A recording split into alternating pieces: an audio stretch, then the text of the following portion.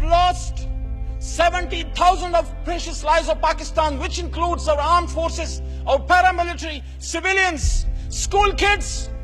So, Mr. Donald Trump, if you demand from us to do more, I demand from you to do more to stop supporting the terrorist number one of the world, Israel and India.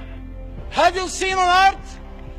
Have you seen on earth a tragedy bigger than what happened in Army Public School? Mr. Donald Trump, hundreds of our kids, school-going kids and their teachers, they got burned and beheaded. And who did that? You're lucky. The guy who kills Muslims and non-Hindus in India in thousands of number. The same Narendra Modi, his intelligence agencies raw, and they supported like Indians. They planned all that attack against Pakistan from the Afghanistani soil, where you have given sanctuary to those terrorists who are fighting against Pakistan and spreading violence in our cities and our homes, in school, madrasas, markets, any place, nowhere we are safe. And that is only because of you, Mr. Donald Trump, that you are supporting those people who are terrorizing, who are spreading violence. They are killing Kashmiris.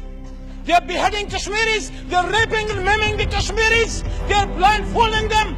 They are blinding them through pellet guns. So, Mr. Donald Trump, open your eyes and see who is the real terrorist in this world. And if you are supporting the terrorist in India, Donald Trump, I want to demand you that a person who supports a terrorist, for me, he is also a terrorist.